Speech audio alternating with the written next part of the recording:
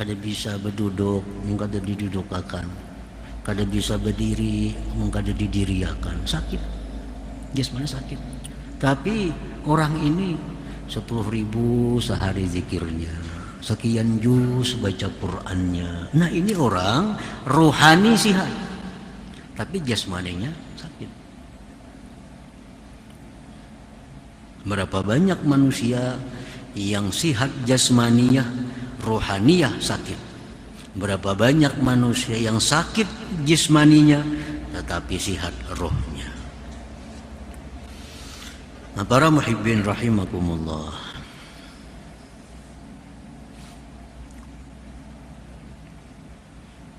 qala ba'duhum, berkata sebagian ulama, sukmul jismi yantahi bil maut wa sukmur ruh yantahi bin nar.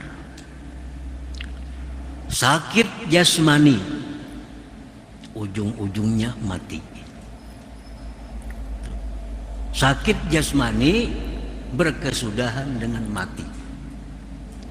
Kayak apa aja orang sakitnya, bila mati hilang. Adalah orang mati kelupuk-kelupuk, bila mati habis. Kayak apa aja sakitnya jasmani, bila mati selesai.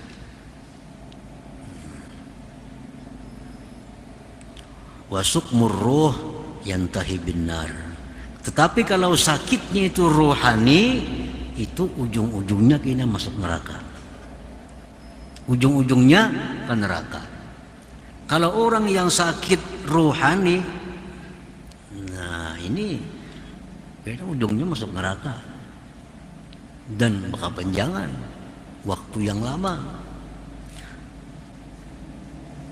Nah oleh karena itu sakit jasmani ini berujung kepada kematian, sakit rohani berujung kepada neraka. Yang bagi lil insan ayyah tamma bi islahi rohaniyati, sayogianya manusia itu mementingkan kemaslahatan rohaninya, paukah timamihi bi islahi jismaniyatihi, melebihi mementingkan pada kemaslahatan jasmaninya. Nah itu sebabnya. Jadi semestinya kita ini lebih mengutamakan kesehatan, kemaslahatan rohani. Semestinya itu yang diutamakan, melebihi daripada mengutamakan kemaslahatan jasmani. Jadi kalau kita misalnya berjalan ke suatu tempat,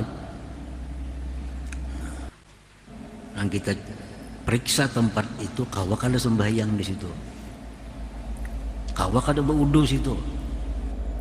Itu yang utama kita cari. Jangan dipikirkan kita kasih itu kawak makan di situ. Nah itu dikirakan jasmani ngarannya lebih dahulu. Kita ke satu tempat, anak berjalan, nak kemana, dan kita pikiran kawak ada sembahyang di situ. Ada kadang untuk berwudu. Kayak apa gerang di sana, kawak beribadah. Itu satu bukti kita mengutamakan kesehatan rohani. Kalau kita kadang memikirkan itu, makan kaulah situ. Kadang memikirkan kayak sembahyang, nah itu berarti kita mengutamakan jasmani. Dalam sebuah hadis disebutkan, himmatul mu'min as-sawmu was-salah, wa himmatul munafik al-batnu wal-farj. Yang dipentingkan oleh orang beriman itu sembahyang, puasa, beribadah. Itu yang dipentingkan oleh orang beriman. Nyaman kada beribadah, kawa kada beribadah, itu yang penting. Kalau aku bekerja ini pekerjaan, kawa kada aku sembahyang, kawa kada aku berbuat jujur, kawa kada bersikap adil. Nah itu orang beriman. Ada pekerjaan bagus, gajinya besar, orang beriman pasti berpikir, kalau aku terima pekerjaan itu, bisa kada aku jujur, kau kada sembahyang, bisa kada puasa. Nah itu orang beriman. Yang dipentingkannya itu ibadah. Wa himmatul munafik, sedangkan yang dipentingkan oleh orang munafik itu al-batnu wal farju, parut dan paraj. Mun aku begawi itu kawa kada makan, kawa kada berkumpul bini. Nah itu dipikirkannya. Ada pekerjaan gajinya larang, aku terima itu kawa kada bulik berkumpul bini, kawa kada makan nyaman di situ. Nah itu orang munafik. Yang dipikirkannya cuma urusan perut dan kemaluannya. Para muhibbin rahimakumullah. Jadi artinya bahwa rohaniyah itu lebih utama diperhatikan. Namun jangan lupa memperhatikan jasmani. Nah itu artinya. Yang utama diperhatikan rohani. Jangan lupa memperhatikan jasmani supaya kedua-duanya bagus. Jangan dibalik. Bekerja mati-matian, jangan lupa sembahyang. Itu balik ngarannya. Itu dibalik. Maksudnya beribadahlah kamu kepada Allah, jangan lupa bekerja. Nah, jangan bekerja, jangan lupa ibadah. Itu terbalik ngarannya. Allah Subhanahu wa taala berfirman dalam surat Al-Qasas, "Wabtaghi fima ataqallahu daral akhirah wa la tansa nasibaka minad dunya."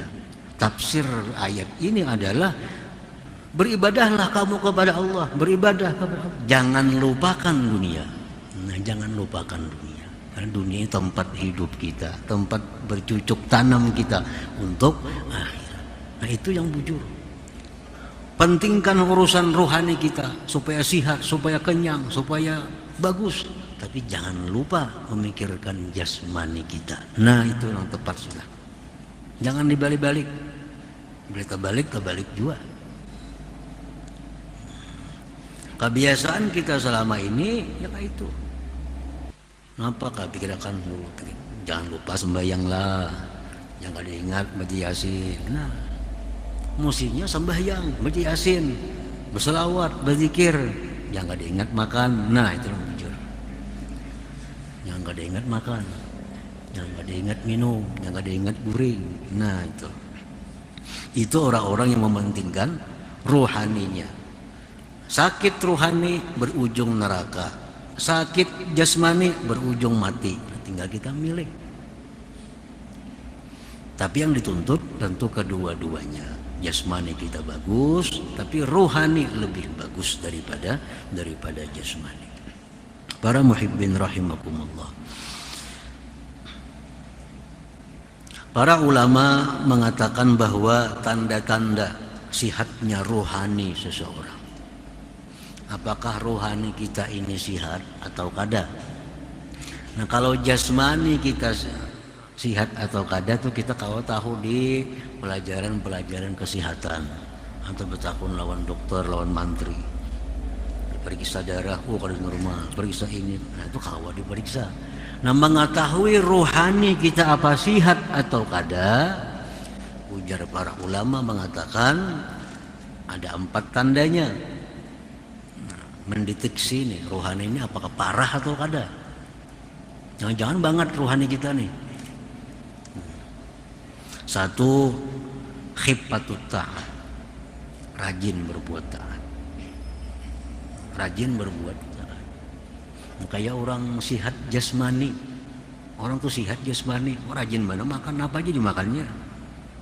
Orang sihat jasmani, tidak ada penyakit apapun, samuan makanan dimakaninya. Nah, orang yang sihat rohani itu khiffatut ta'ah, dia ringan melakukan taat. Kada ada rasa berat. Nah, kada ada rasa berat. Karena taat ini makanan rohani. Nyaman melakukan taat, ketujuh dengan taat. Yang kedua, halawatuha wa lazzatuha. Lezat dan manis. Nyaman. Tanda rohani sihat. Baca zikir nyaman, baca salawat nyaman, baca Quran nyaman. Sama tubuh sihat. Tubuh sihat makan ini nyaman, makan ini nyaman. Kalau tubuh sakit, makan ini pahit, makan ini pahit, tubuh sakit. Suruh mi satruk nang manis, minum, ya tuh kada hakun. Napa pahit? Orang garing. Makan apa aja kada mau, kada beriur, pahit. Kenapa? Jasmaninya sakit. Nah orang yang rohani sakit demikian. Suruh berzikir, ulir. Baca Yasin, dandak. Kenapa? Rohaninya sakit. Kalau rohani sehat, jangan Yasin. 5 kali Yasin dibacanya. Orang yang rohaninya sehat. Yang ketiga, khaufu fautiha, takut keluputan taat. Ini paling takutan keluputan taat itu. Nah, paling takutan keluputan. Kada sempat sembahyang, kada sempat baca Quran, kada sempat baca. Paling takutan itu. Sama kayak jasmani, paling takutan kehabisan makanan. Nah, keluputan makanan paling takutan jasmani. Nah, kalau rohani paling takutan keluputan taat ini. Iya, nah orang guring memasang alarm. Ini guring nih. Kada ba alarm kan bisa taliwat sembahyang nih. Kada ba alarm kan subuh tak pukul 7. Ya, takutan keluputan subuh nih itu, lalu alarm diandaknya jam 5. Kenapa takutan keluputan subuh? Ini tanda rohani yang sehat. Orang rohani kada sehat kada peduli guring jam 10 kebangun kada ada urusannya. Itu orang rohani yang sakit. Kalau orang rohani sehat bah kada bani takutan. Andak alarm bepasan si lawan bini lawan laki. Ini orang bang garak. Nah, karena takutan ketinggalan sembahyang subuh. Nah itu orang rohani sehat. Tahu khaufu fautiha keluputan, takut keluputan taat. Yang keempat, wanada mufautiha, menyesal keluputannya itu. Kalau sudah macam-macam cara, tetap kada sempat juga, nah menyesal.